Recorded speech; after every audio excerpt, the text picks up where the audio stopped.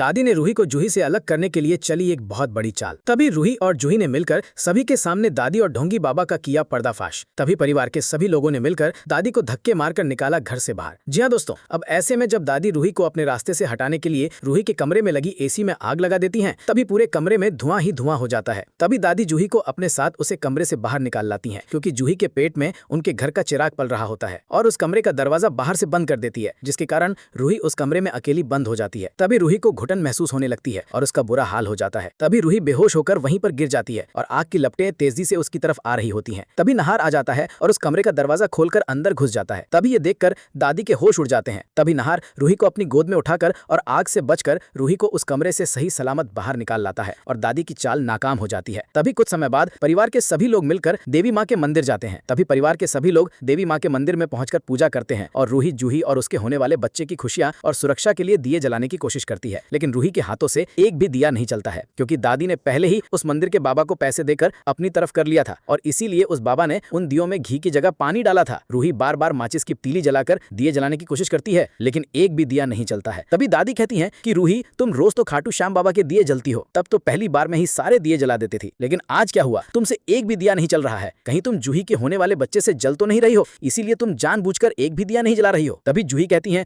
दादी आप ये क्या कह रही हो, ऐसा कुछ भी नहीं है। रूही तू हट, मैं दिए जलाने की कोशिश करती हूँ। तभी दादी एक बहाना बनाकर सभी लोगों का ध्यान अपनी तरफ करती है और जब सभी लोगों का ध्यान दादी के ऊपर होता है, तभी वो बाबा दिए की थाली बदल देता है और जब जूही वे दिए जलाने की कोशिश करती है तो पहली बार में ही सारे दिए जल जाते हैं। तभी ये देखकर जूही को गलतफहमी हो जाती है और उसे भी ये लगने लगता है कि रूही उससे जलने लगी है, इसीलिए उसने जानबूझकर एक भी दिया नहीं जलाया। तभी ये देखकर रूही अंदर से पूरी तरह टूट जाती है। उसका मन रोने लगता है, लेकिन वो अपने आंसुओं को रोक लेती है, क्योंकि उसे लगने लगता है कि अगर वो इस वक्त रोई तो सबको और भी गलतफहमी होगी। दादी मन ही मन मुस्कुराती है और बाबा को आंखों ही आंखों में इशारा करती है। तभी परिवार की पूजा संपन्न होती है और बाबा रूही और जूही को आशीर्वाद देने आगे बढ़ता है। रूही को देखकर वो कहता है कि पुत्री, प्रतीत होता है कि अब तक तुम्हारी गोद सुनी है। तभी दादी बोल पड़ती है कि बाबा ये कभी मां नहीं बन सकती है और यही कारण है कि इसकी गोद हमेशा सुनी रहेगी। दादी की ये बात सुनकर सभी चौंक जाते हैं। नहार गुस्से से दादी की तरफ देखता है, लेकिन अभी माहौल शांत रखने के लिए वो कुछ नहीं कहता। तभी ढोंगी बाबा आगे बोल पड़ता है कि अगर ऐसा है तो आपको इस औरत हो इस गर्भवती बहू से दूर रखना होगा, वरना गर्भवती बहू और उसके होने वाले बच्चे पर बुरा असर पड़ सकता है। बाबा की इस बात ने परिवार को झकझोर कर रख दिया। सब हैरान होकर रूही को देखते हैं। जूही भी अंदर से हिल जाती है और उसकी आंखों में रूही के लिए दया और शक दोनों नजर आते हैं। दादी की खुशी का ठिकाना नहीं रहता, क्योंकि जैसा वो चाहती थी वैसा ही बाबा सबके सामने कह देता है। लेकिन तभी रूही का दिल कहता है कि जरूर दादी ने इस बाबा को पैसे देकर अपने पक्ष में कर लिया है। तभी रूही मन ही मन ठान लेती है कि अब चाहे कुछ भी हो जाए, वो इस ढोंगी बाबा और दादी का सच सबके सामने लाकर रहेगी। उसी रात रूही अपने कमरे में बैठी सोच रही होती है। तभी नहार उसके पास आता है और उसे संभालते हुए कहता है कि रूही, तुम चिंता मत करो, मैं जानता हूँ कि तुम निर्दोष हो और मैं हमेशा तुम्हारे साथ हूँ। रूही नहार के कंधे पर सिर रखकर रो पड़ती है और कहती है कि नहार, मुझे सबके सामने अपना सच साबित करना होगा, वरना सब मुझे गलत समझते रहेंगे। नहार उसकी आंखों में देखकर कहता है कि हम दोनों मिलकर दादी और बाबा का सच उजागर करेंगे। अगले दिन रूही और नहार एक योजना बनाते हैं। रूही बाबा से मिलने के बहाने उसके कमरे में जाती है और छुपकर उसकी और दादी की बातचीत सुन लेती है, जिसमें दादी ये स्वीकार कर रही होती है कि उसने ही घी की जगह पानी डलवाया था और उसने ही बाबा को पैसे दिए थे। रूही इस पूरी बातचीत को अपने फोन में रिकॉर्ड कर लेती है। तभी बाबा और दादी को आभास होता है कि कोई उनकी बातें सुन रहा है और वे बाहर भागते हैं, लेकिन तब तक रूही वहां से निकल जाती है। रूही सबूत लेकर सीधे नहार के पास आती है और दोनों मिलकर तय करते हैं कि अब इस सच को पूरे परिवार के सामने लाया जाएगा। अगले दिन परिवार वाले जब एकत्र होते हैं तो रूही और नहार सबके सामने वो रिकॉर्डिंग चला देते हैं। सभी ये सुनकर दंग रह जाते हैं कि कैसे दादी और बाबा ने मिलकर पूरी साजिश रची थी। तभी परिवार के सभी लोग मिलकर दादी को घर से बाहर निकालने का फैसला करते हैं और दादी हमेशा हमेशा के लिए घर से बाहर हो जाती हैं। और अगर आपको नहार और रूही की जोड़ी पसंद आती है तो आप इस वीडियो को लाइक करके चैनल को सब्सक्राइब कर लें